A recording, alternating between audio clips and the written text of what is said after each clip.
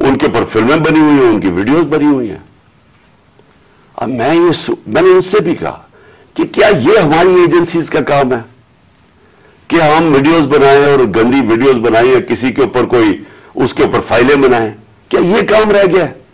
क्या ये कौम अपना पेट काट के अपनी एजेंसीज को पालती है, अपनी सिक्योरिटी के लिए पालती है? वो तो मुल्क की सिक्योरिटी के लिए पालती है। क्या ये उनका काम है आके बताएं कि जनाब इसके ऊपर ये फाइल है तो हमने उसकी फलानी फाइल बनाई हुई है और हमने उसके कोई वीडियो बनाई हुई है? ये किधर होता है? और आजम स्वाति से जो किया गया, उसकी बीवी को वीडियो भेज दी, यानी इस लेवल पे नीचे गिरना था कि उसके घर वीडियो भेज दी उसकी, और ये कहना, ये कहा कि जनाब, और डराया गया कि तुम्हारी फैमिली सेफ नहीं है। और कसूर उसका ये कि वो कह रहा है कि NRO-2 जनरल बाजवा ने दिया है। सारी बच्चा बच्चा कौम जानती है कि NRO-2 जनरल बाजवा ने दिया है, NRO-1 मुशर्रफ ने दिया है, सबको पता है। उसके ऊपर इतनी सजा, एक सेनेटर को, उसको उठा के, हार्ट का पेशेंट है आजम स्वाति, उसको कभी वहां भेज रहे हैं, कोयटा भेज रहे हैं, उस ठंड में सिंध भेज रहे हैं प्राइवेट जहाज में। कौन सा जुर्म किया उसने? और क्यों? अगर आपने नहीं दिया NRO-2 तो जाके पब्लिक को बताया नहीं दिया आपने, सारे आके लोगों को बताएं आपके किस तरह आपने लोगों को बचाया। हम बताएंगे कैसे बचाया आपने। मैं एज प्राइम मिनिस्टर बताऊंगा कि कैसे कैसे आपने एहतसाब होने नहीं दिया। आपने वो जब फैटफ की लेजिस्लेशन थी तो वो खुद कह रहे हैं हमें, वो अपोजिशन वाले, कि ये तो जनाब ये बैठ के उन्होंने आपकी आशीर्वाद मिली थी, उसके बाद आपने वो NRO के ये जो अमेंडमेंट थी नैब की जो अब हो गई, ये तो तब होने के चक्कर में थे, तब हम खड़े थे। और मैं तब से कहता गया कि ये मुल्क तरक्की नहीं कर सकता जब तक इस मुल्क में रूल ऑफ लॉ नहीं है। और आजम स्वाति ने क्या बात की थी? आजम स्वाति ने ये ट्वीट की कि जनरल बाजवा आपने NRO-2 दिया, इसके ऊपर जो उस बेचारे से किया गया, कौन सी जमहूरियत में यह होता है? और वो बात की जो सच है, NRO-2 जनरल बाजवा ने दिया है, सारी कौम को पता है।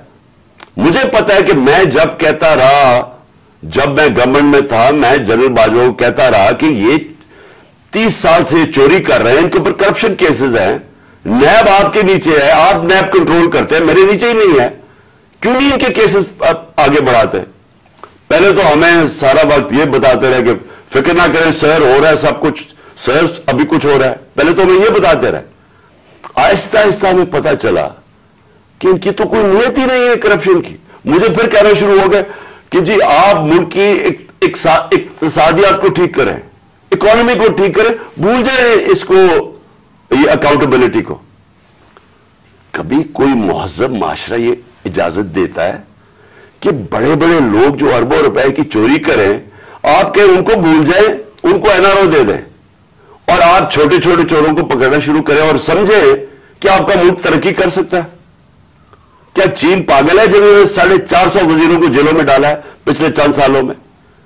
क्या जो प्रेसिडेंट शी जिनपिंग है उसको स्टेट्समैन माना जाता है, उसने वो काम कर दिया जो दुनिया में किसी ने किया ही नहीं है। 70 करोड़ लोगों को उसने गुर्बत से निकाला है चाइना में पिछले 30 सालों में। वो उसको क्या जरूरत पड़ी है कि जो करप्ट मिनिस्टर उनको पकड़े, उनका एहतसाब करे?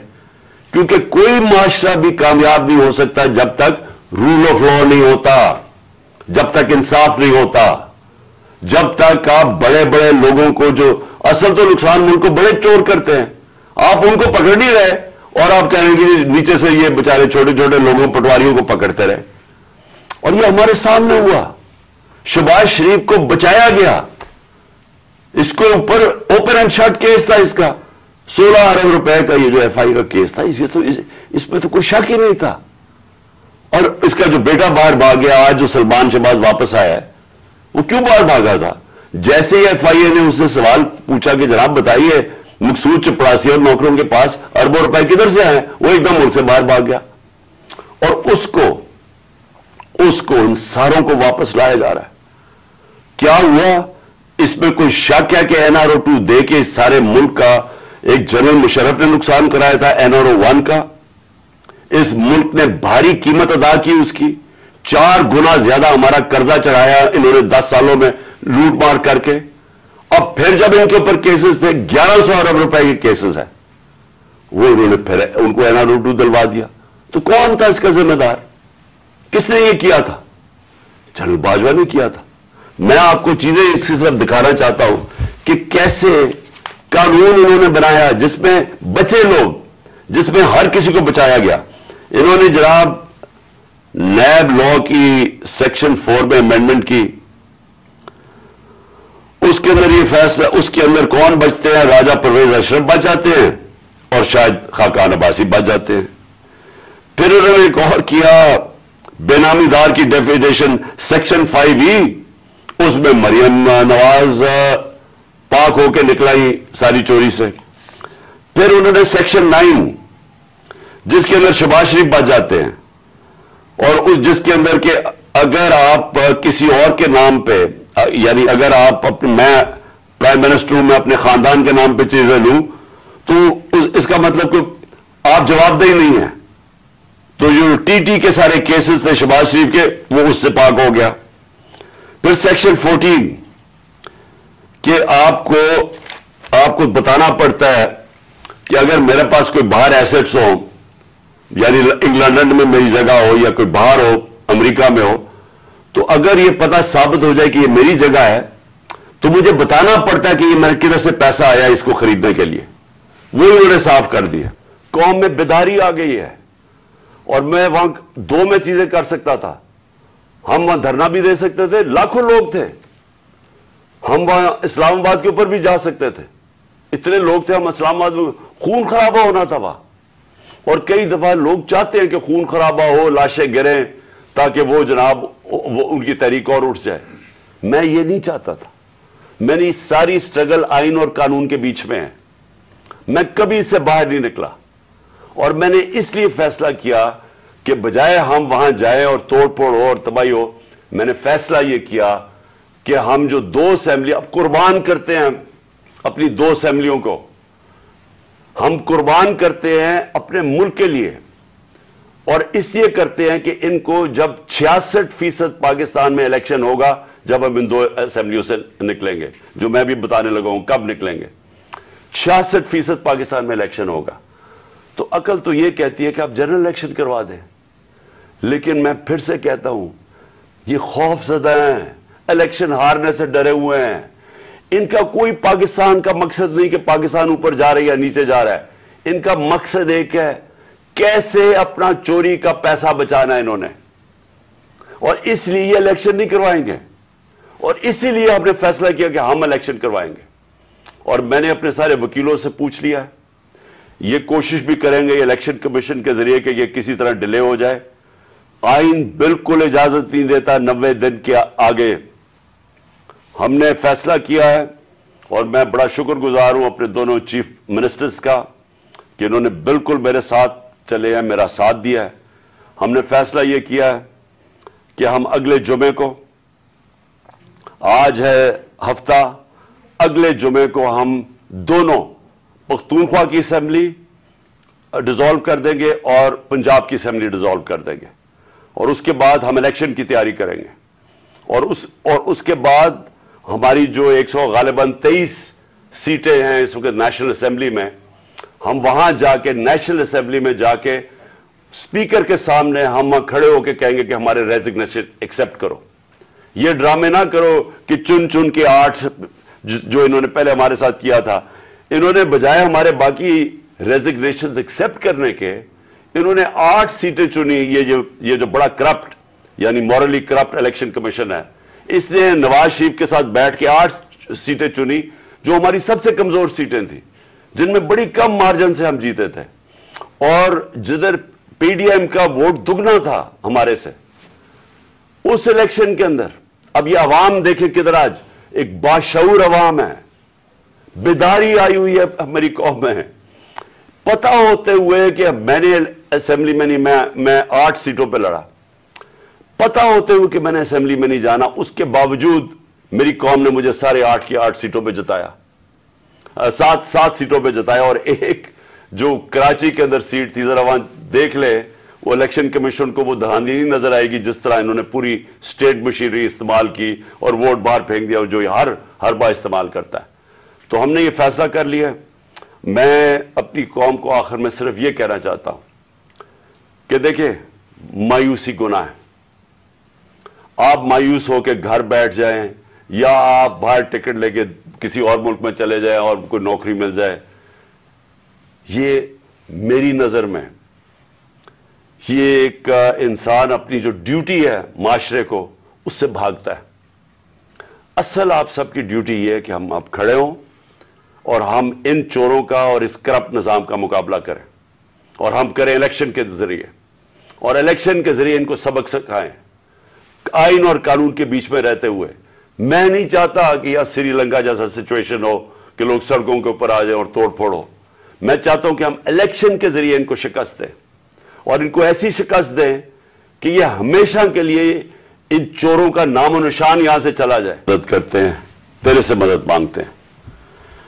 میرے ساتھ آج چودھری پرویز الائی بیٹھے ہوئے ہیں، پنجاب کے چیف منسٹر، اور دوسری طرف میرے پاس محمود خان جو کہ پختونخوا کے چیف منسٹر ہیں.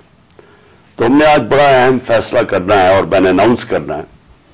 تو میں یہ چاہتا تھا کہ آج میں اپنی قوم کے سامنے پہلے یہ رکھوں کہ ہم اس سٹیج پہ پہنچے کیسے ہیں، کہ ہم سٹنگ گورنمنٹس ہیں، ہماری اپنی گورنمنٹس ہیں، ہمارا اپنا راج ہے یہاں، لیکن ہم کیوں اس نتیجے پہ پہنچے ہیں کہ ہم سمجھتے ہیں کہ اگر ہمیں اپنی گورنمنٹس بھی قربان کرنی پڑے اس ملک کے اندر، جب تک الیکشنز نہیں ہوں گے، صاف اور شفاف الیکشنز نہیں ہوں گے، ہم سب کو آج خوف ہے کہ ملک ڈوب رہا ہے. میں آپ کو وہ پاکستانی ہوتے ہوئے بتا رہا ہوں جس نے ساری باہر کمائی کی، 20 سال باہر پیسے کمائے، سب کچھ بیچ کے، جو فلیٹ تھا وہ بیچ کے، منی ٹریل دے کے، عدالت میں یہ بتا کہ میں نے وہ کدھر سے پیسے لیے، جو بھی میرا آمدنی کدھر تھی، پھر میں نے فلیٹ لیا، پھر وہ بیچا، پھر منی ٹریل، سب کچھ میرا آج جینا بن رہا پاکستان میں. اور میری طرح کے سارے وہ پاکستانی، اور میں ان پاکستانیوں کی بات کر رہا ہوں جو کہ اس ملک سے پیار کرتے ہیں، عشق کرتے ہیں اپنے ملک سے، میں ان پاکستانیوں کی بات کر رہا ہوں. میں ان کی بات نہیں کر رہا جو چوری کر کے اس ملک کا پیسہ باہر بیچتے ہیں، جن کا سب کچھ باہر ہے، بزنسز باہر ہیں، بچے باہر ہیں، بڑے بڑے محلات باہر ہیں، یہاں کے چوری کے پیسے سے بڑے بڑے شاہانہ ان کا زندگی ہے. اور میں ان کی بات نہیں کر رہا کیونکہ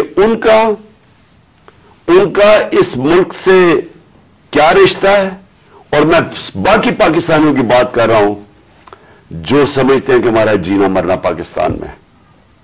اور میں ان پاکستانی میں سے ہوں جس کو پورا موقع تھا کہ 20-25 سال باہر میں نے کرکٹ کھیلتا تھا، میری شادی بھی وہاں کی، میں پاسپورٹ لے سکتا تھا، برطانیہ کا پاسپورٹ لے سکتا تھا، لیکن یہ میرے کبھی ذہن میں یہ چیز نہیں آئی کہ میرا پاکستان کے علاوہ کوئی اور گھر ہے.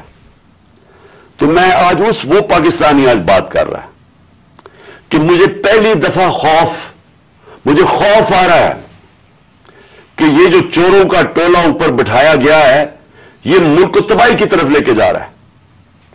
میں آج کوئی پاکستان کے بزنس مین سے پوچھ لے، کوئی انڈسٹریل سے پوچھ لے، پاکستان کے کسانوں سے پوچھے، پاکستان کے مزدور سے پوچھیں، جس کی آج آمدنی اور اس کا جو خرچہ ہے اس میں اب کوئی بیلنس ہی نہیں رہا. 50 سال کے بعد سب سے زیادہ مہنگائی ہوئی ہے آج پاکستان میں. آج ہماری انڈسٹری بند ہو رہی ہے، وہ انڈسٹری جو ہمارے دور میں بڑی مشکلوں سے تیسرے اور چوتھے سال میں ہم نے محنت کر کے انسینٹیوز دے کے انڈسٹری بڑھائی، جو کہ ہمارے آخری مہینے میں 26% انڈسٹریل گروتھ تھی، جو ٹوٹل انڈسٹری تھی 10.7% پہ لارج स्केल मैन्युफैक्चरिंग पाकिस्तान में ग्रो कर रही थी, दौलत में इजाफा हो रहा था, हमारे टैक्सेस बढ़ रहे थे, रिकॉर्ड, क्योंकि दौलत में इजाफा हो रहा था, टैक्सेस में इजाफा हो रहा था, रिकॉर्ड टैक्सेस इकट्ठे किए, रिकॉर्ड एक्सपोर्ट्स हमने की। मुझे फख्र है कि मैंने अपने किसानों की मदद की। 4.5% पे हमारा ज़राअत के अंदर ग्रोथ हुई, इजाफा हुआ। हमारी 4 फसलें 2 साल रिकॉर्ड फसलें हुई पाकिस्तान में, क्यों? हमने किसानों की मदद की। आज वो सारा जो पाकिस्तान वहां लेके जा रहे थे, आज मुझे एक चीज बताएं, एक चीज मुझे बताएं कि पाकिस्तान में किसी में बेहतरी हुई है। आज मायूसी का ये आलम है मेरे मुल्क में कि 7.5 लाख पाकिस्तानी मुल्क छोड़ के चले गए हैं 7 महीने में। इनमें प्रोफेशनल्स थे, इस मुल्क ने उनके ऊपर पैसा खर्च किया हुआ था, डॉक्टर्स थे, प्रोफेशनल्स थे, इंजीनियर्स थे, स्किल्ड वर्कर, जो तरखान जो स्किल्ड वर्कर होता है। 7.5 लाख लोग मुल्क को छोड़ के चले गए मायूसी में। आज ये आलम है, इस मुल्क को आज इधर हम ले आए हैं कि डाकू राज ऊपर बैठ गया। 30 साल से जो लोग लूट रहे थे उनको आके ऊपर बिठा दिया। मेरा सवाल है सबसे पहले यह है कि जब ये मुल्क तरक्की कर रहा था, हमने पहले साल यही छोड़ के गए थे, यही शहबाज शरीफ और नवाज शरीफ इस मुल्क का जब दिवालिया निकाल के गए थे 2018 में, उस पाकिस्तान को हमने पहले संभाला। फिर 2 साल कोरोना के बावजूद जो सारी दुनिया के अंदर अजाब आया हुआ था, सारी दुनिया की मायशत तबाह हुई। आप अमेरिका का हाल देखें, बरतानिया का देखें, जर्मनी का देखें, हमारे से वो मुल्क जिनके इदारे हमारे से बहुत बेहतर थे, हिंदुस्तान का हाल देखें, उसके अंदर पाकिस्तान वो मुल्क था जो दुनिया के टॉप 3 मुल्कों में से, हमने वो भी संभाला, हमारी मायशत भी ऊपर गई, हमारी इंडस्ट्री भी ऊपर गई, हमने बेरोजगार होने से लोगों को बचाया, हमने इंडस्ट्रीज को पैसा दिया, इंसेंटिव्स दिए, हमने कंस्ट्रक्शन इंडस्ट्री की मदद की ताकि रोजगार मिले लोगों को। हमने उस दौर के अंदर पाकिस्तान का जो ग्रोथ रेट थी, और मैं ये चाहता हूं आप सारे जो मैं ये चीजें मैं आपको कह रहा हूं अपने मोबाइल फोन से चेक कर सकते हैं कि मैं सच बोल रहा हूं या झूठ बोल रहा हूं। अब तो झूठ बोलना बड़ा मुश्किल है, मोबाइल फोन है, आप गूगल करें, आपके पास 2 मिनट के अंदर सब कुछ आ जाता है। तो ये 17 साल के बाद पाकिस्तान की जो दौलत में इजाफा हुआ था वो 5,000 या 7% था हमारे तीसरे साल कोरोना के बावजूद, और 6% था हमारे चौथे साल। अब ये भी मैं आपको आज बता दूं कि ये सिर्फ 3 दौर में ये इस तरह की हम पाकिस्तान की दौलत में इजाफा हुआ, ग्रोथ रेट हुई। अयूब खान के दौर में, जनरल जिया के दौर में और जनरल मुशर्रफ के दौर में। लेकिन वो क्यों हुआ? क्योंकि हम तीनों दफा हम अमेरिका की मदद कर रहे थे।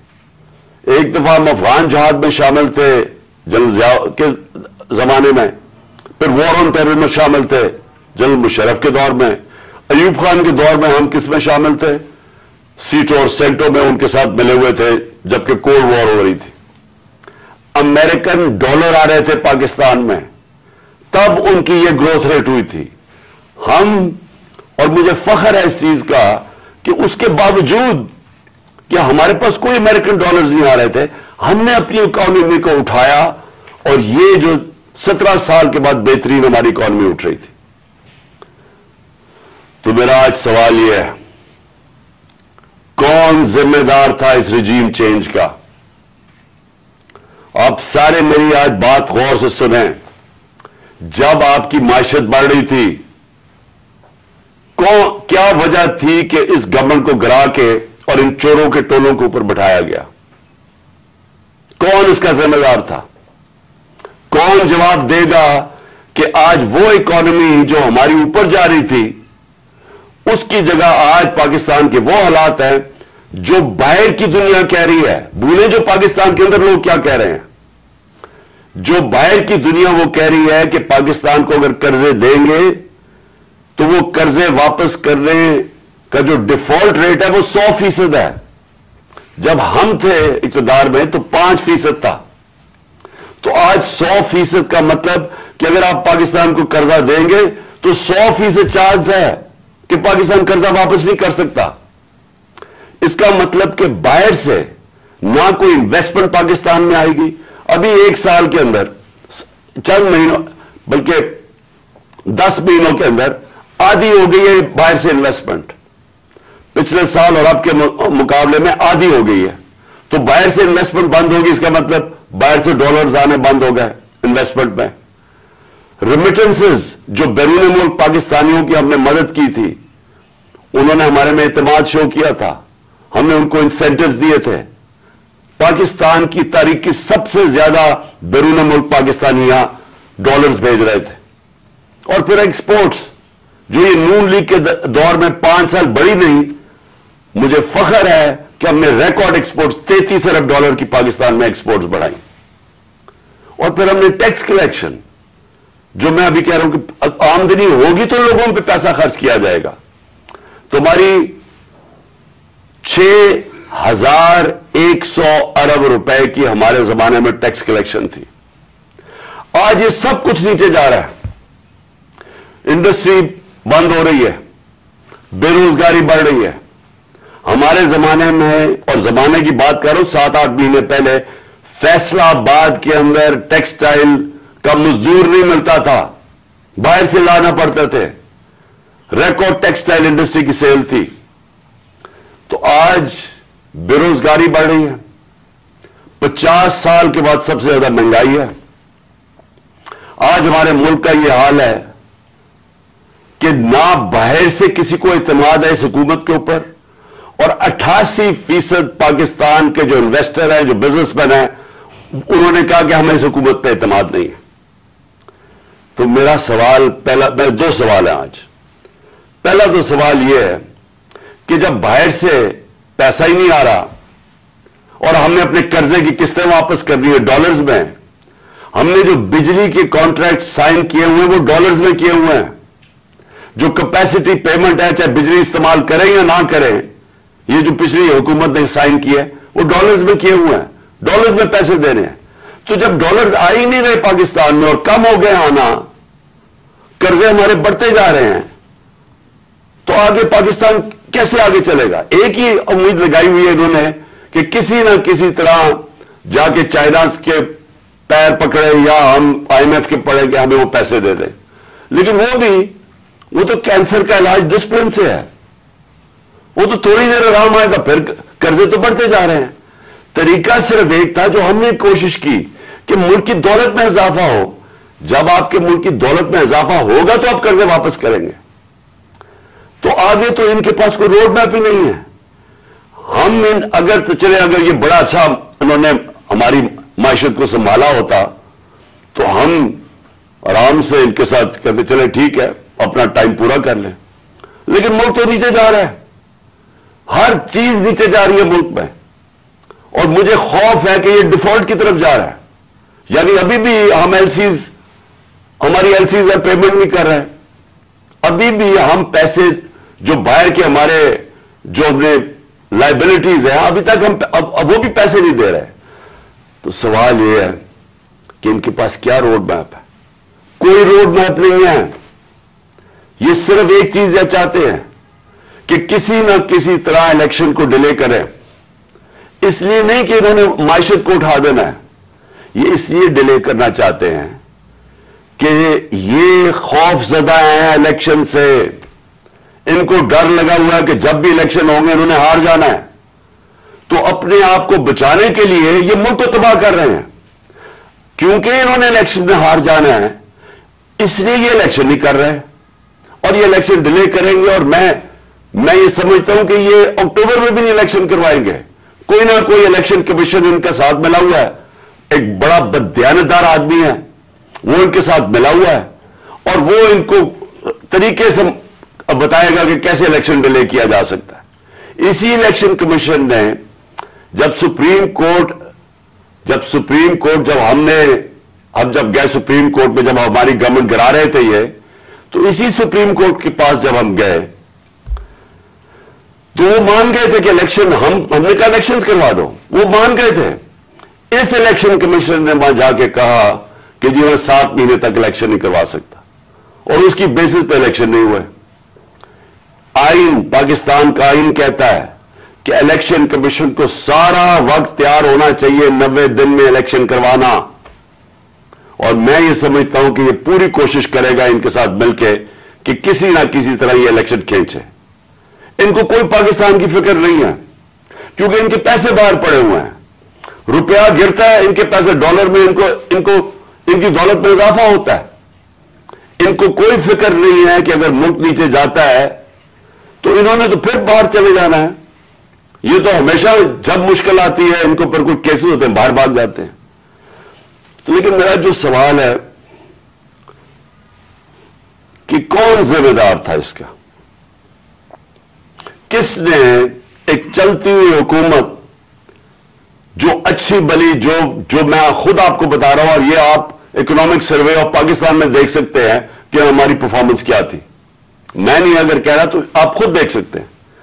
उस हुकूमत को साजिश करके, बैरूनी साजिश का हिस्सा बन के कौन जिम्मेदार था इसका एक आदमी जिम्मेदार है, उसका नाम है जनरल बाजवा।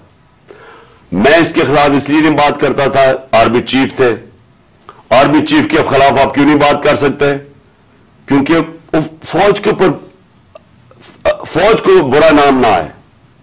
हम सब समझते हैं कि इस मुल्क को, जो मेरी तरह के लोग, आजाद ज़हन के लोग हैं, हम तो अपनी फौज को चाहते हैं मजबूत हो। हमारी तो सारी पूरी कोशिश है कि मजबूत फौज हो ताकि हम आजाद मुल्क रह सकें। तो इसलिए हम चुप करके बैठे रहे और ये सारे तमाशे देखते रहे कि कैसे साजिशें हुई, कैसे लोगों को बताया गया। मैं आपके सामने जरा एक छोटी सी क्लिप दिखाना चाहता हूं कि अगर आपको कोई शक है कि हुआ क्या, तो पहले तो इलेक्शन से पहले, हमारी हुकूमत गिराने से पहले, 4 नून लीग के जो बड़े नाम हैं उन्होंने क्या कहा। उनसे जब पूछा गया कि जनाब आप नो कॉन्फिडेंस मोशन कामयाब हो सकती है एस्टैब्लिशमेंट के बगैर, कि ये जो सारी साजिश हुई थी इसमें हम किसी को और को ना कहें, एक आदमी के फैसला करता है, वो था आर्मी चीफ उस वक्त के जनरल बाजवा। इन्होंने ये फैसला किया हमें हटाने का। क्या वजह थी इसके पीछे? क्या ये समझते थे कि वाकई शहबाज शरीफ और ये इसाक डार कोई बड़े जीनियसेस हैं जो आके मुल्क को हमारे से बेहतर चला लेंगे? क्या वजह थी कि इन्होंने एक सिटिंग गवर्नमेंट को गिरा दिया? हमारे लोगों को आके, वो जिस तरह अभी मुस्तफा कोकर ने बताया कि बैप के मेंबर्स और एमक्यूएम के मेंबर्स और शहजान बुख्ती, सबको पता था कि ये तो जो जिधर हुक्म मिलेगा इनको एस्टैब्लिशमेंट से, उन्हें उधर जाना है, तो उनको उधर जाके भेज दिया कि जनाब आप जाके उधर चले जाए, और गवर्नमेंट गिर गई। तो मेरा अगला सवाल यह है, जब गवर्नमेंट गिर गई और फिर इनको ये चीज का इल्म हुआ कि अवाम हमारे के साथ आगे खड़ी हो गई, 10 अप्रैल को पब्लिक सड़कों के ऊपर निकलाई, लोगों ने इन चोरों को रिजेक्ट कर दिया, बल्कि हमारी मकबूलियत बढ़नी शुरू हो गई, इसलिए कि लोग इनकी जब शक्लें लोगों ने देखी, फिर से मुसल्लत किया गया इनको अवाम के ऊपर, तो लोग हमारे साथ और जुड़ना शुरू हो गए, बड़े बड़े जलसे शुरू हो गए। उसके बाद इलेक्शन जब करवाए गए तो इलेक्शन के रिजल्ट्स में इसके बावजूद कि पूरी कोशिश की गई स्टेट मशीनरी इसको इनको जिताने के लिए, उसके बावजूद हार गए। कौम ने अपना वर्डिक्ट दे दिया, दूसरा इलेक्शन हुआ उसमें भी हार गए। लेकिन मुझे जो अफसोस की बात है कि बजाय एक समझे कि जनाब जनरल बाजवा आपने गलती कर दी है, आपको अकल कुल तो नहीं है, आप देख रहे हैं कि लोग किधर खड़े हैं। इन्होंने हमारे ऊपर जो जुल्म किया है, जिस तरह हमारे ऊपर जुल्म किया गया मैं आपको यकीन दिलाता हूं कि जनरल मुशर्रफ के मार्शल लॉ में मैं ऑपोजिशन में था, मुझे उन्होंने जेल में डाला। मैंने कहीं इस तरह का जुल्म नहीं देखा जनरल मुशर्रफ के दौर पे जो ये जनरल बाजवा ने हमारे पे करवाया। हमारे लोगों के ऊपर धमकियां, टेलीफोन से धमकियां आ रही हैं। वो जो हमारी हमायत करे या जो हमारे साथ मीडिया के लोग हों, उनके ऊपर धमकियां। जो मीडिया हाउस था, सलमान इकबाल, वो मुल्क से बाहर चला गया। उसके बाद साबिर शाकिर मुल्क से बाहर चला गया। आज मोहित पीरजादा मुल्क से बाहर गया हुआ इसी खौफ से। अरशद शरीफ, इतनी बड़ी ट्रेजेडी हुई है, उसको जो धमकियां दी, क्या वजह थी उसकी? वो एक दयानतदार आदमी, वो बता रहा था कि इस मुल्क के साथ क्या जुल्म हुआ है, कि अच्छी बड़ी गवर्नमेंट आपने गिरा के चोरों को बैठा दिया। तो बजाय ये कि करेक्ट करना, हमारे ऊपर जुल्म शुरू हो गया। और जुल्म की इंतहा ये थी कि सोशल मीडिया के लोगों को उठा उठा के ले जाते थे, उनको मार फेंटा लगा के तो अगले दूसरे दिन घर वापस भेजते थे, धमकियां देते थे कि आगे से किया तो ये होगा। जो आजम स्वाति से किया, जो उससे पहले जो शहबाज गिल से किया, कौन सी उसने इतनी बड़ी बात की थी कि उसको नंगा करके मारा, और वो अभी तक उसके असरात हैं जो उन्होंने उसको तशद्दुद किया उसके ऊपर। और आजम स्वाति ने क्या बात की थी? आजम स्वाति ने यह ट्वीट की कि जनरल बाजवा आपने NRO 2 दिया है, इसके ऊपर जो उस बेचारे से किया गया है, कौन सी जमहूरियत में यह होता है? और वो बात कि जो सच है, NRO 2 जनरल बाजवा ने दिया है, सारी कौम को पता है। मुझे पता है कि मैं जब कहता रहा, जब मैं गवर्नमेंट में था, मैं जनरल बाजवा को कहता रहा कि ये 30 साल से चोरी कर रहे हैं, इनके ऊपर करप्शन केसेस हैं, नैब आपके नीचे है, आप नैब कंट्रोल करते हैं, मेरे नीचे ही नहीं है, क्यों नहीं इनके केसेस आगे बढ़ाते? पहले तो हमें सारा वक्त ये बताते रहे कि फिक्र ना करें सर, हो रहा है सब कुछ, सर अभी कुछ हो रहा है। पहले तो हमें ये बताते रहे। आहिस्ता आहिस्ता हमें पता चला कि इनकी तो कोई नीयत ही नहीं है करप्शन की। मुझे फिर कहना शुरू हो गए कि जी आप मुल्क की इक्तिसादियात को ठीक करें, इकोनॉमी को ठीक करें, भूल जाए इसको, ये अकाउंटेबिलिटी को। कभी कोई मुहज़्ज़ब माशरा ये इजाजत देता है कि बड़े बड़े लोग जो अरबों रुपए की चोरी करें, आप कहें उनको भूल जाए, उनको NRO दे दें, और आप छोटे छोटे चोरों को पकड़ना शुरू करें और समझे कि आपका मुल्क तरक्की कर सकता है? क्या चीन पागल है जिन्होंने 450 वजीरों को जेलों में डाला है पिछले चंद सालों में? क्या जो प्रेसिडेंट शी जिनपिंग है, उसको स्टेट्समैन माना जाता है, उसने वो काम कर दिया जो दुनिया में किसी ने किया ही नहीं है।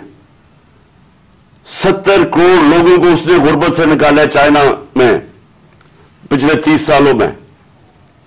वो उसको क्या जरूरत पड़ी है कि जो करप्ट मिनिस्टर उनको पकड़े, उनका एहतसाब करे? क्योंकि कोई माशरा भी कामयाब नहीं हो सकता जब तक रूल ऑफ लॉ नहीं होता, जब तक इंसाफ नहीं होता, जब तक आप बड़े बड़े लोगों को, जो असल तो नुकसान मुल्क को बड़े चोर करते हैं, आप उनको पकड़ नहीं रहे और आप कह रहे हैं कि नीचे से ये बेचारे छोटे छोटे लोगों, पटवारियों को पकड़ते रहे। और ये हमारे सामने हुआ। शहबाज शरीफ को बचाया गया, इसको ऊपर ओपन एंड शट केस था, इसका 16 अरब रुपए का ये जो FI का केस था, इसमें तो कोई शक ही नहीं था। और इसका जो बेटा बाहर भाग गया, आज जो सलमान शहबाज वापस आया है, वो क्यों बाहर भागा था? जैसे ही FIA ने उससे सवाल पूछा कि जनाब बताइए, मकसूद चपरासी और नौकरों के पास अरबों रुपए किधर से आए, वो एकदम मुल्क से बाहर भाग गया। और उसको इन सारों को वापस लाया जा रहा है। क्या हुआ? इसमें कोई शक है कि NRO 2 दे के इस सारे मुल्क का एक जनरल मुशर्रफ ने नुकसान कराया था, NRO 1 का। इस मुल्क ने भारी कीमत अदा की उसकी, 4 गुना ज्यादा हमारा कर्जा चढ़ाया इन्होंने 10 सालों में लूट मार करके। अब फिर जब इनके ऊपर केसेस थे, 1100 अरब रुपए के केसेस है, वो इन्होंने फिर उनको NRO 2 दिलवा दिया। तो कौन था इसका जिम्मेदार? किसने ये किया था? जनरल बाजवा ने किया था। मैं आपको चीजें इसी तरफ दिखाना चाहता हूं कि कैसे कानून इन्होंने बनाया जिसमें बचे लोग, जिसमें हर किसी को बचाया गया। इन्होंने जनाब नैब लॉ की सेक्शन 4 में अमेंडमेंट की, उसके अंदर ये फैसला, उसके अंदर कौन बचते हैं? राजा परवेज अशरफ बच जाते हैं और शायद खाकान अब्बासी बच जाते हैं।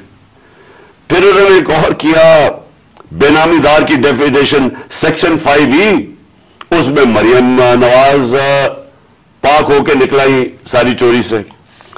फिर उन्होंने सेक्शन 9, जिसके अंदर शहबाज शरीफ बच जाते हैं, और उस जिसके अंदर के अगर आप किसी और के नाम पे, यानी अगर आप मैं प्राइम मिनिस्टर हूं, मैं अपने खानदान के नाम पे चीजें लूं, तो इसका मतलब कि आप जवाबदेही नहीं है। तो जो टीटी के सारे केसेस थे शहबाज शरीफ के, वो उससे पाक हो गया। फिर सेक्शन 14 कि आपको बताना पड़ता है कि अगर मेरे पास कोई बाहर एसेट्स हो, यानी इंग्लैंड में मेरी जगह हो या कोई बाहर हो, अमेरिका में हो, तो अगर ये पता साबित हो जाए कि ये मेरी जगह है, तो मुझे बताना पड़ता है कि ये मेरे किधर से पैसा आया इसको खरीदने के लिए। वो उन्होंने साफ कर दिया। अब नैब बताएगी कि उनके पास पैसा किधर से आया। यानी हर दुनिया के अंदर अगर मैं पब्लिक ऑफिस होल्डर हूं, ये मेरी जिम्मेदारी है बताने के लिए कि अगर मेरा कोई बड़ा महल मैंने खरीदा हुआ है, मुझे बताना पड़ता है पैसा किधर से आया। उन्होंने वो कानून ही खत्म कर दिया। चुन चुन के, आसिफ जरदारी भी इसमें साफ हो गया, चुन चुन के वो लोग जो 30 साल से इस मुल्क को लूट रहे थे, उन सारों को उन्होंने पाक और साफ कर दिया। ये असल वजह है मायूसी की आज पाकिस्तान में। लोग जिन्होंने ये तमाशा देख रहे हैं कि एक तरफ कौम मर रही है इस महंगाई के अंदर और फैक्ट्रियां बंद हो रही हैं, बेरोजगारी की कर्जे चढ़ते जा रहे हैं, एक तरफ ये है, और दूसरी तरफ ये अरबों रुपए की इनकी करप्शन माफ हो रही है। और ये बहुत बड़ी वजह है आज मायूसी की। और मैंने ये जो हमारे ऊपर जुल्म हुआ, मैं सिर्फ उसके ऊपर आना चाहता हूं कि मुझे एक जगह बताया गया जनरल बाजवा ने कि जी आपके लोगों के ऊपर हमारे पास तो फाइलें हैं उनकी करप्शन की, उनके ऊपर फिल्में बनी हुई हैं, उनकी वीडियोस बनी हुई हैं। अब मैंने उनसे भी कहा कि क्या ये हमारी एजेंसीज का काम है कि हम वीडियोस बनाएं और गंदी वीडियोस बनाएं या किसी के ऊपर कोई उसके ऊपर फाइलें बनाएं? क्या ये काम रह गया? क्या ये कौम अपना पेट काट के अपनी एजेंसीज को पालती है, अपनी सिक्योरिटी के लिए पालती है? वो तो मुल्क की सिक्योरिटी के लिए पालती है। क्या ये उनका काम है आके बताएं कि जनाब इसके ऊपर ये फाइल है तो हमने उसकी फलानी फाइल बनाई हुई है और हमने उसके कोई वीडियो बनाई हुई है? ये किधर होता है? ये अपने लोग। अच्छा, और मैं कोई मुल्क का दुश्मन हूं? 50 साल से कौम मुझे जानती है, सारे पाकिस्तान के अवार्ड्स मैंने जीते हुए हैं, सिविल अवार्ड सब जीते हुए हैं। मैं सबसे बड़ा पाकिस्तान का वो, यानी जो जिसे कहे कि जो खैराती काम करता है, किसी ने पाकिस्तान में इतने पैसे नहीं इकट्ठे किए जो मैंने किए। मेरे ऊपर हर किस्म का गन। ये सोचे कि मेरा प्राइम मिनिस्टर, जब मैं प्राइम मिनिस्टर था, मेरे घर का फोन टैप किया हुआ था, और वो टैप ही नहीं किया, उसके बाद वो लीक्स करते हैं। ये प्राइम मिनिस्टर के घर, कोई ये नहीं पूछ रहा कि इतना ये ऑफिशियल सीक्रेट एक्ट की वायलेशन है। प्राइम मिनिस्टर के प्राइवेट नंबर को टैप करें और उसको जाके आप पब्लिक कर दें। कोई ये कहां होता है? अगर मैं अपने प्रिंसिपल सेक्रेटरी, मैं अपने प्रिंसिपल सेक्रेटरी से बात कर रहा हूं, वो इन्होंने टेप चला दी, वो कौन कर रहा था? तो मैं फिर से ही पूछता हूं, हम कोई मुल्क के दुश्मन हैं? क्या मैं कोई पैसे लूट के मेरे बाहर पड़े हुए हैं? क्या मैं कोई मुझसे गद्दारी कर रहा हूं? लेकिन जो हमारे से किया गया है, और आजम स्वाति से जो किया गया, उसकी बीवी को वीडियो भेज दी, यानी इस लेवल पे नीचे गिरना था कि उसके घर वीडियो भेज दी उसकी, और ये कहा कि जनाब, और डराया गया कि तुम्हारी फैमिली सेफ नहीं है। और कसूर उसका ये कि वो कह रहा है कि NRO 2 जनरल बाजवा ने दिया है। सारी बच्चा कौम जानती है कि NRO 2 जनरल बाजवा ने दिया है, NRO 1 मुशर्रफ ने दिया है, सबको पता है। उसके ऊपर इतनी सजा, एक सेनेटर को, उसको उठा के, हार्ट का पेशेंट है आजम स्वाति, उसको कभी वहां भेज रहे हैं, कोयटा भेज रहे हैं, उस ठंड में सिंध भेज रहे हैं प्राइवेट जहाज में। कौन सा जुर्म किया उसने? और क्यों? अगर आपने नहीं दिया NRO 2 तो जाके पब्लिक को बताया नहीं दिया आपने। سارے آ کے لوگوں کو بتائیں آپ کے کس طرح آپ نے لوگوں کو بچایا. ہم بتائیں گے کیسے بچایا آپ نے. میں ایز پرائم منسٹر بتاؤں گا کہ کیسے کیسے آپ نے احتساب ہونے نہیں دیا. آپ نے وہ جب فیٹف کی لیجسلیشن تھی تو وہ خود کہہ رہے ہیں ہمیں وہ اپوزیشن والے کہ یہ تو جناب یہ بیٹھ کے انہوں نے آپ کی آشیرواد ملی تھی, اس کے بعد آپ نے وہ این آر او کے یہ جو امینڈمنٹ تھی نیب کی جو اب ہو گئی, یہ تو تب ہونے کے چکر میں تھے, تب ہم کھڑے تھے. اور میں تب سے کہتا گیا کہ یہ ملک ترقی نہیں کر سکتا جب تک اس ملک میں رول آف لا نہیں ہے. کوئی دنیا میں ملک آج تک ترقی نہیں کیا جس کے طاقتور ڈاکو ان کو آپ چھوٹ دے دیں اور صرف کمزور لوگوں کو پکڑے. کوئی ملک ترقی نہیں کر سکتا, یہ ملک آگے بھی نہیں بڑھ سکتا. میں آخر میں بات بھی کرتا ہوں کہ انشاءاللہ اللہ نے موقع دیا تو ہم اب کیا پلان بنائیں گے اس ملک کو اس دلدل سے نکالنے کا جو انہوں نے پھنسایا ہوا ہمیں. اب میں جو اگلی بات کرنا چاہتا ہوں وہ یہ کہ ہم نے آپس میں مشاورت کی. میں نے پہلے کوشش کی کہ ہماری جو مارچ ہے آزادی مارچ, حقیقی آزادی کی مارچ, ہماری کوشش یہ تھی کہ ہم ان کو گورنمنٹ کو بتائیں کہ اس وقت قوم کدھر کھڑی ہے.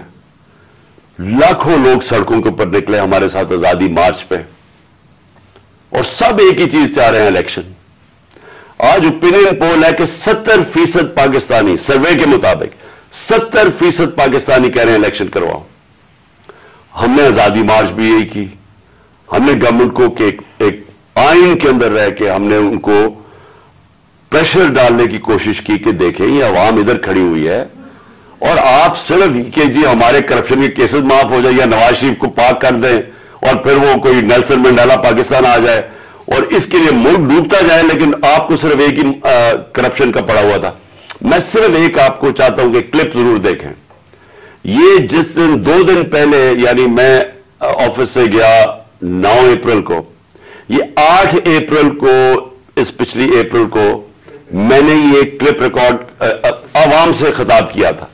میں صرف چاہتا ہوں یہ آپ دیکھ لیں کہ یہ نہیں کہ مجھے نہیں پتا تھا کہ کیا ہوگا یا یہ جو ہوا ہے یہ ہمیں پتا نہیں تھا, یہ ہونا تھا. اور اس کے اوپر میں نے 2 دن پہلے اقتدار چھوڑنے سے پہلے یہ ذرا کلپ ذرا دیکھ لیں. اسی طرح بس پاور مل جائے تاکہ پھر سے پہلے جو این آر او 1 بنا تھا ان کو ساروں نے انہوں نے مل کے جو چوری کی جنرل مشرف نے این آر او دے دیا. اب یہ این آر او 2 ہوگا. ان کا مقصد صرف یہ ہے کہ وہاں اسمبلی پہ آئیں. سب سے پہلا یہ کام میں آج آپ کو کہہ رہا ہوں, انہوں نے نیب کو ختم کرنا ہے, انہوں نے اپنے کرپشن کیسز ختم کرنے. اس وقت حالات یہ ہیں کہ یہ جو سارے ضمانت کے اوپر ہے ڈر کس چیز کا ہے, ان کے سارے کیسز آنے لگے سامنے تو وہ جلدی جلدی ہٹانا چاہتے تھے کہ کسی طرح یہ اپنے کیسز سے نکل جائے. یہ صرف آپ کو اس لیے دکھا رہا تھا کہ ہمیں سب پتا تھا یہ کیا ہو رہا ہے. مجھے یہ سازش کا پوری طرح پتا تھا. مجھے میرے ہٹنے سے 1 سال پہلے کا اندازہ ہو گیا تھا کہ یہ شہباز شریف کو تیار کیا جا رہا ہے لانے کے لیے. اس کے باوجود کہ اس کے پاس 16 ارب روپے اس کے اور اس کے بچوں کے اوپر ایف آئی اے کیس تھے اور 8 ارب روپے کے نیب کے کیس تھے.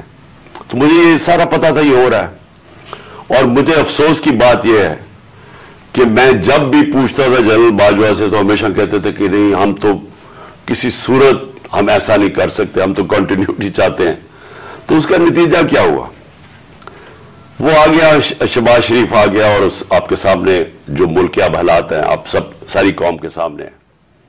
میرا پوائنٹ یہ ہے آج کہ میں آخری جو اناؤنسمنٹ جو کرنے لگا ہوں اس سے پہلے میں صرف یہ پوچھنا چاہتا ہوں کون ہے ذمہ دار اس کا؟ کیا کوئی اس کا جواب دے گا کہ اچھی بلی گورنمنٹ چلتے ہوئے اس کو گرا کے ان چوروں کو اوپر لے آئیں؟ اور میرا اگلا سوال یہ ہے کہ اس کے بعد جو ہمارے اوپر سختیاں کی گئی, جو سوشل میڈیا پہ جو میڈیا جو ہماری حمایت کرتا تھا, کیسز کی میرے اوپر بارش ہو گئی, مجھے دہشت گردی کا کیس کروا دیا. 25 مئی کو پولیس نے جس طرح ہمارے اوپر ظلم کیا, اور جب ہم پولیس والوں سے پوچھتے تھے وہ کہتے جی ہمیں پیچھے سے آرڈر ہے. جس طرح کا ہمارے اوپر ظلم کیا گیا, میں سوال یہ پوچھتا ہوں کہ کیا ہم بھیڑ بکریاں ہیں, ہم کیڑے مکوڑے ہیں کہ آپ جب فیصلہ کریں پہلے آپ، اور میں نے آپ کے کانوں سے، جنرل باجوہ کے کانوں سے سنا کہ یہ کرپٹ ہے، اب آپ نے فیصلہ کیا کہ یہ ٹھیک ہو گئے ہیں، اور آپ نے فیصلہ کیا کہ جناب یہ آپ ملک کو ٹھیک کریں گے، تو کیا ہم وہ کیڑے مکوڑے ہیں کہ جدھر آپ بھیڑ بکریوں کو دھکیلیں گے ہم ادھر چلے جائیں گے؟ یعنی ہم انسان ہیں یا ہم جانور ہیں کہ جو آپ کا فیصلہ ہو بند کمروں کے اندر ہم اسی کے اوپر چل پڑے؟ اور آپ کو جب نظر بھی آ رہا تھا کہ پاکستانی قوم ان کو ریجیکٹ کر رہی ہے، ہمیں تو ہمارے ساتھ میرا تو فائدہ کروا دیا، مجھے تو اللہ نے کبھی اتنی عزت دی نہیں جو اس کے بعد ملی ہے، لیکن ملک کو کدھر پہنچا دیا آج۔ اور میں کیا یہ پوچھنا چاہتا ہوں کہ پاکستان کا مستقبل ہے کہ پہلے یہ لوٹیں گے، اب ان کے بچے تیار ہو گئے لوٹنے کے لیے، کیا اب ہم ان کو لے کے آئیں گے؟ اور اگر ہم ان کے خلاف جائیں گے اور ہم ان کو ریزسٹ کریں گے تو ہمیں پھیٹا لگایا جائے گا، ہمارے پر کیسز کیے جائیں گے، ہمیں ڈرایا جائے گا۔ مجھے ابھی بھی کہہ رہے ہیں کہ جی آپ اگر یہ آپ نے گورنمنٹ چھوڑ دی تو آپ کے اوپر بڑا ظلم ہوگا، آپ کی پروٹیکشن چلی جائے گی۔ جب میں جا رہا تھا، میں آج اپنی قوم کو بتانا چاہتا ہوں کہ جب میں جا رہا تھا مارچ کے اوپر، سب کو، میرے ارد گرد بھی لوگوں کو پتا ہے، میں نے سب کو کہا تھا کہ اس میں واردات ہوگی، میرے خلاف میری جان کو خطرہ ہے۔ میں نے ٹی وی کے اوپر جا کے اس سے پہلے بتایا تھا کہ یہ دینی انتہا پسند کے نام پہ مجھے قتل کریں گے۔ ہر روز جب میں مارچ پہ جاتا تھا اور میں بشرا بیگم کو خدا حافظ کہتا تھا، میں تو ان کو سلام کرتا ہوں کہ ان کو پتا ہوتے ہوئے کہ میری جان خطرے میں تھی، اس کے باوجود وہ مجھے کہتی تھی کہ نہیں جاؤ، یہ جہاد ہے، یہ اللہ کے لیے آپ کام کر رہے ہیں۔ کوئی اپنی زندگی خطرے میں نہیں ڈالتا پیسے کے لیے یا اقتدار کے لیے، کوئی زندگی خطرے میں نہیں ڈالتا۔ جہاد کے لیے جب آپ اللہ کے لیے کام کر رہے ہیں تب آپ پتا ہوتے ہوئے کہ اب زندگی خطرے میں، اس کے باوجود جاتا تھا میں۔ اور میں جیسے ٹھیک ہوں گا انشاءاللہ، جیسے میں چلنے کے قابل ہوں گا میں پھر نکلوں گا باہر، کیونکہ یہ اللہ کا کام ہے۔ اپنی قوم کو حقیقی طور پہ آزاد کرنا یہ اللہ کا حکم ہے ہمیں۔ ظلم اور ناانصافی کے ساتھ سامنے کھڑا ہونا یہ اوپر والے کا حکم ہے، اس کو وہ جہاد کہتا ہے۔ امر بالمعروف پہ چلنا، کہ جب آپ دیکھ رہے ہیں یہ سارے چوروں کا ٹولہ اوپر بیٹھ گیا ہے اور آپ چپ کر کے بیٹھے رہیں بھیڑ بکریوں کی طرح، یہ آپ قرآن کا جو اللہ کا حکم ہے اس کے خلاف جا رہے ہیں۔ تو میرے لیے تو یہ جہاد ہے، تو میں نے تو یہ رکنا نہیں ہے۔ اور میں اپنی ساری قوم کو آج کہہ رہا ہوں، میں نوجوانوں آپ کو کہہ رہا ہوں، یہ کبھی نہ سوچے جو یہ 7.5 لاکھ ہمارے لوگ ملک چھوڑ کے گئے ہیں۔ مجھے افسوس ہے کہ دیکھیں آسان راستہ ہے، میرے لیے کیا آسان زندگی تھی، میں کرکٹ کے بعد کچھ بھی نہ کرتا، تھوڑی سی کرکٹ کے اوپر بات چیت کرتا ہوں، اللہ نے مقام اتنا دیا ہوا ہے میں کروڑ روپیہ کما سکتا ہوں، مجھے تو کچھ کرنے کی ضرورت نہیں تھی۔ لیکن اللہ نے ہمیں کسی مقصد کے لیے پیدا کیا ہے۔ جانور آتے ہیں، بچے پیدا کرتے ہیں، کھا پی کے مر جاتے ہیں، تو انسان بھی اگر اس کو اب سمجھ ہی نہ آئے کہ اللہ نے ہمیں کسی مقصد کے لیے پیدا کیا ہے تو اس میں جانوروں میں کیا فرق رہ جاتا ہے؟ وہ جب قرآن کی آیت ہے کہ جب انسان فرشتے سے بھی اوپر چلا جاتا ہے لیکن گرتا ہے تو جانور سے بھی نیچے چلا جاتا ہے۔ تو میں اپنی ساری قوم کو کہہ رہا ہوں کہ دیکھیں ہمارے سامنے اب 2 راستے ہیں، ہم ان چوروں کے ٹولوں کو مان لیں تو ہم اپنی تباہی کر رہے ہیں، اس ملک کا کوئی مستقبل نہیں ہے۔ ایک ہی راستہ ہے کہ ہم جدوجہد کریں۔ میں وہاں جب گیا پنڈی پہنچا اور میں اس وقت بڑی تکلیف میں تھا، میں یہ بھی آپ کو بتا دوں کیونکہ مجھے ڈاکٹرز نے کہا تھا ابھی نہیں آپ ٹریول کر سکتے، میں گیا اس کے باوجود صرف اپنے لوگوں کو کھڑا کرنے کے لیے کہ دیکھیں یہ پاکستان کے لیے ایک فیصلہ کن وقت ہے، اس کو ضائع نہ ہونے دیں۔ قوم میں بیداری آ گئی ہے اور میں وہاں 2 میں چیزیں کر سکتا تھا، ہم وہاں دھرنا بھی دے سکتے تھے، لاکھوں لوگ تھے، ہم وہاں اسلام آباد کے اوپر بھی جا سکتے تھے، اتنے لوگ تھے، ہم اسلام آباد میں خون خرابہ ہونا تھا وہاں، اور کئی دفعہ لوگ چاہتے ہیں کہ خون خرابہ ہو، لاشیں گریں تاکہ وہ جناب ان کی تحریک اور اٹھ جائے۔ میں یہ نہیں چاہتا تھا، میں نے ساری سٹرگل آئین اور قانون کے بیچ میں ہے، میں کبھی اس سے باہر نہیں نکلا، اور میں نے اس لیے فیصلہ کیا کہ بجائے ہم وہاں جائیں اور توڑ پھوڑ ہو اور تباہی ہو، میں نے فیصلہ یہ کیا کہ ہم جو 2 اسمبلی اب قربان کرتے ہیں اپنی 2 اسمبلیوں کو، ہم قربان کرتے ہیں اپنے ملک کے لیے، اور اس لیے کرتے ہیں کہ ان کو جب 66% پاکستان میں الیکشن ہوگا، جب ہم ان 2 اسمبلیوں سے نکلیں گے، جو میں بھی بتانے لگا ہوں کب نکلیں گے، 66% پاکستان میں الیکشن ہوگا، تو عقل تو یہ کہتی ہے کہ آپ جنرل الیکشن کروا دیں، لیکن میں پھر سے کہتا ہوں یہ خوف زدہ ہیں، الیکشن ہارنے سے ڈرے ہوئے ہیں، ان کا کوئی پاکستان کا مقصد نہیں کہ پاکستان اوپر جا رہا ہے یا نیچے جا رہا ہے، ان کا مقصد ایک ہے، کیسے اپنا چوری کا پیسہ بچانا ہے انہوں نے، اور اس لیے یہ الیکشن نہیں کروائیں گے، اور اسی لیے ہم نے فیصلہ کیا کہ ہم الیکشن کروائیں گے، اور میں نے اپنے سارے وکیلوں سے پوچھ لیا ہے، یہ کوشش بھی کریں گے الیکشن کمیشن کے ذریعے کہ یہ کسی طرح ڈیلے ہو جائے، آئین بالکل اجازت نہیں دیتا 90 دن کے آگے، ہم نے فیصلہ کیا ہے، اور میں بڑا شکر گزار ہوں اپنے دونوں چیف منسٹرز کا کہ انہوں نے بالکل میرے ساتھ چلے ہیں، میرا ساتھ دیا ہے، ہم نے فیصلہ یہ کیا ہے کہ ہم اگلے جمعے کو، آج ہے ہفتہ، اگلے جمعے کو ہم دونوں پختونخوا کی اسمبلی ڈیزالو کر دیں گے اور پنجاب کی اسمبلی ڈیزالو کر دیں گے، اور اس کے بعد ہم الیکشن کی تیاری کریں گے، اور اس کے بعد ہماری جو 100 غالباً 23 سیٹیں ہیں اس وقت نیشنل اسمبلی میں، ہم وہاں جا کے نیشنل اسمبلی میں جا کے اسپیکر کے سامنے ہم کھڑے ہو کے کہیں گے کہ ہمارے ریزگنیشن ایکسپٹ کرو، یہ ڈرامے نہ کرو کہ چن چن کے 8 جو انہوں نے پہلے ہمارے ساتھ کیا تھا، انہوں نے بجائے ہمارے باقی ریزگنیشنز ایکسپٹ کرنے کے، انہوں نے 8 سیٹیں چنی، یہ جو بڑا کرپٹ یعنی مورلی کرپٹ الیکشن کمیشن ہے، اس نے نواز شریف کے ساتھ بیٹھ کے 8 سیٹیں چنی جو ہماری سب سے کمزور سیٹیں تھیں، جن میں بڑی کم مارجن سے ہم جیتے تھے، اور جدھر پی ڈی ایم کا ووٹ دگنا تھا ہمارے سے اس الیکشن کے اندر۔ اب یہ عوام دیکھیں کدھر آج ایک باشعور عوام ہے، بیداری آئی ہوئی ہے ہماری قوم میں، پتہ ہوتے ہوئے کہ میں نے اسمبلی میں نہیں، میں 8 سیٹوں پہ لڑا، پتہ ہوتے ہوئے کہ میں نے اسمبلی میں نہیں جانا، اس کے باوجود میری قوم نے مجھے سارے 8 کی 8 سیٹوں پہ جتایا، 7 سیٹوں پہ جتایا، اور ایک جو کراچی کے اندر سیٹ تھی، ذرا وہاں دیکھ لے، وہ الیکشن کمیشن کو وہ دھاندلی نہیں نظر آئے گی جس طرح انہوں نے پوری اسٹیٹ مشینری استعمال کی اور ووٹ باہر پھینک دیا، اور جو ہر بار استعمال کرتا ہے۔